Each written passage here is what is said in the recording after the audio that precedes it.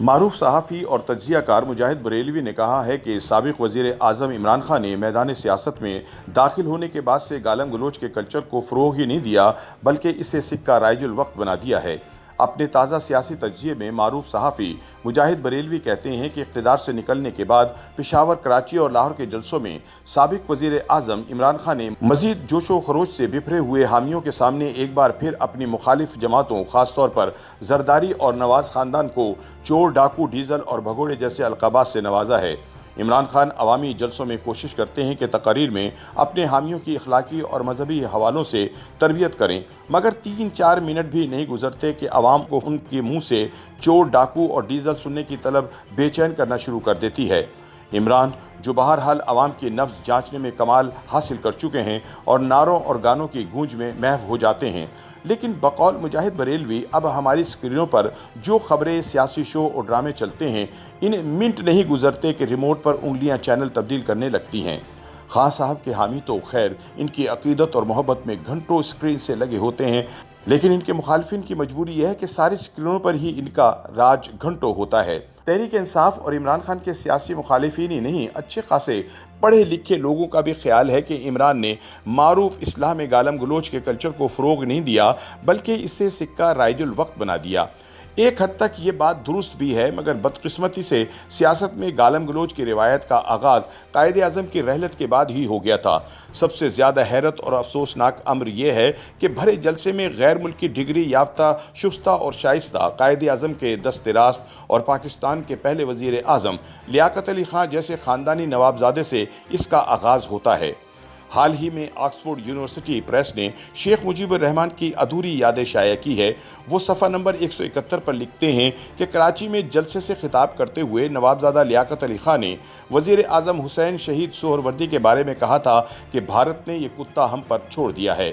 پھر صفحہ نمبر 173 پر ہے کہ نواب صاحب ایک اور جلسے میں خطاب کرتے ہیں کہ جس نے بھی عوامی لیگ کی سرگرمیوں میں حصہ لینے کی کوشش کی، اس کا سر توڑ دوں گا۔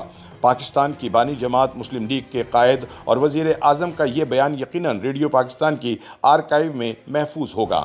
مجاہد بریلوی بتاتے ہیں کہ سابق گورنر جنرل غلام محمد تو اپنے وزرائے اعلیٰ کو بھی بھری محفل میں مغلظات سے نوازتے تھے۔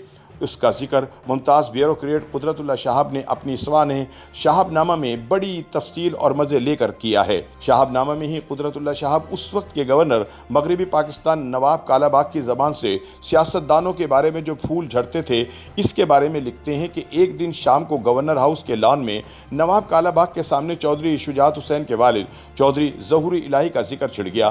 نواب صاحب نے اپنی مونچھوں کو انگلیوں سے مروڑتے ہوئے کہا کہ یہ ظہور ناقابل برداشت ہو رہا ہے۔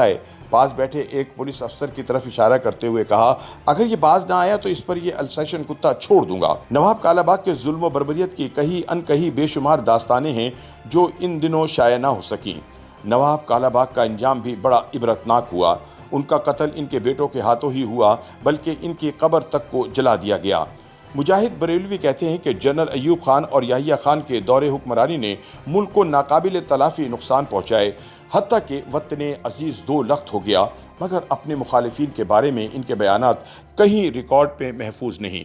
البتہ پاکستانی سیاست کے سحر انگیز اور مقبول ترین رہنما ذوالفقار علی بھٹو کی طرز سیاست اور طرز خطابت کی تفصیل میں جاؤں تو ایک دفتر مرتب ہو جائے۔ بھٹو صاحب میں ذہانت اور فطانت کے ساتھ مزاح بھی تھی۔ اس دور میں آج کی طرح اسکرینیں نہیں تھی، مگر جلسے جلوس اور محفلوں میں ان کے جملے پر لگا کر اڑتے تھے۔ انہوں نے تب کے صوبے سرحد کے سابق وزیر اعلیٰ خان عبدالقیوم خان کو ایک بار جلسے میں ڈبل بیرل خان کی بھپتی کسی جو ساری زندگی ان کے نام کے ساتھ جڑی رہی۔ دلچسپ بات دیکھیں کہ بعد میں خان صاحب بھٹو صاحب کے اقتدار میں آنے کے بعد ان کے وزیر اعلیٰ بنے۔ بھٹو صاحب اقتدار سے محروم ہوئے تو ایئر مارشل اصغر خان نے ان کے خلاف تحریک چلائی۔ بھٹو صاحب رہا ہوئے اور ایئر مارشل مخالف کیمپ میں گئے تو ایئر مارشل کو آلو خان کے نام سے خطاب کرتے، جس سے مجمع لوٹ پوٹ ہو جاتا۔ ایئر مارشل اس کو کبھی نہیں بھولے، اور جب بھٹو صاحب کے خلاف قومی اتحاد کی تحریک چلی تو ان کے اس جملے نے بڑی شہرت پائی کہ میں بھٹو کو ہالہ کے پل پر لٹکاؤں گا۔